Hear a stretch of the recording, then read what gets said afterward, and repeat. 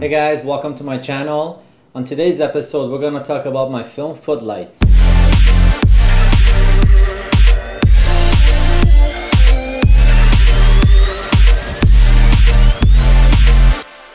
So today I want to talk about my film Footlights. I directed the film last year. It took about 6 to 7 months. So that film is on my channel if you guys want to check it out.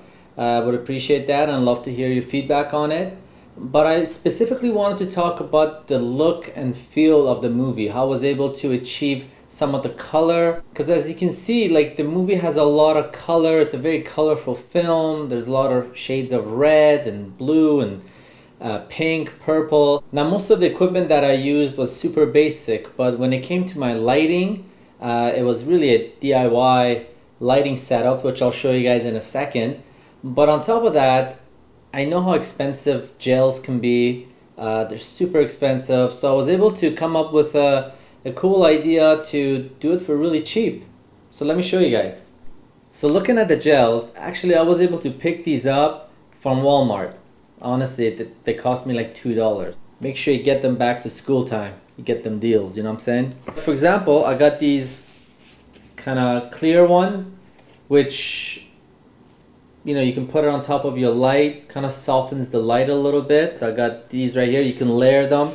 So what I've done is I've kind of duct taped them together so you can use just one. You put it on your light, or use two to just make it even softer. I got, you know, so many different colors.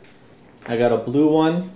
So essentially it's these index dividers. Basically you can buy a whole set of these, come in all sorts of different colors. Actually the red that you see right there, that's one of my lights that I'm using, and I just put the red color there to kind of illuminate the scene a little bit, give it some color, make it a little pop for you guys. So these are the gels, pretty simple.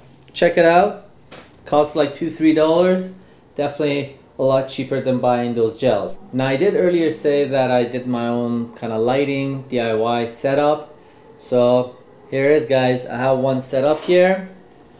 So this is it. This is a Husky brand, they're LED. I have about 3 lights. One is this one, and the other 2 are a bit smaller, but they're actually battery powered. So when you're on the go, or if you're shooting at night, outdoors, it's amazing because you don't have obviously a setup for an outlet or a generator or anything like that.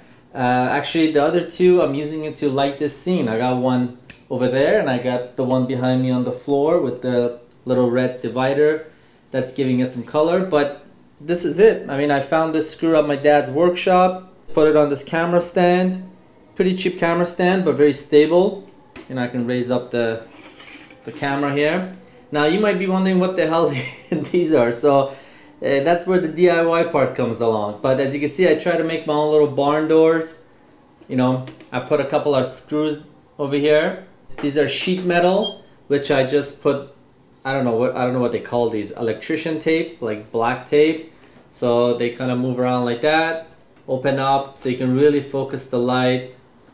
Actually for one of the scenes, actually a couple of the scenes, I just went and I bought like a pretty small like blinds, like for windows and stuff, and then you can just put that in front of it, and you could, it's kind of a noir thing, like a film noir, but yeah, you just put it in front and you can focus the light where you get sometimes the light that's on the eyes. As you guys can see on the footage right there, I did film a noir film in 2017, a short film, black and white film.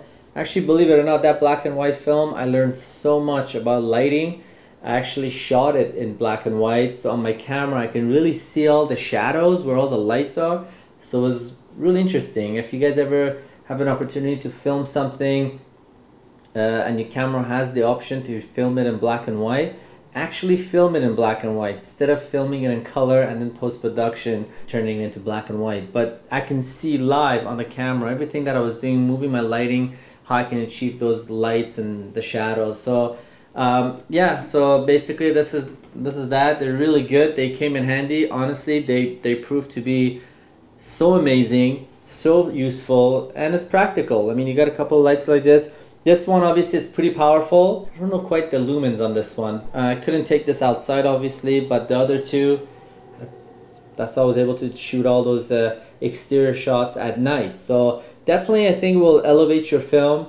Something to look at. I know how much film equipment can be expensive, but as you can see with the footage, it looks pretty professional. You won't be able to tell really. I mean, people might think I actually had really high-end, you know, pricey, expensive equipment. That's all for today, guys. Hopefully you enjoyed my video. Just thought I'd give you guys a glimpse of kind of the equipment that I use and the little DIY kind of setups that I used for my films, and I was able to achieve, you know, the footage that I did. So hopefully you guys got some use out of this video, and maybe you could put it into practice, and maybe gives you guys the idea of testing some lighting and some cheap gels you can get at Walmart.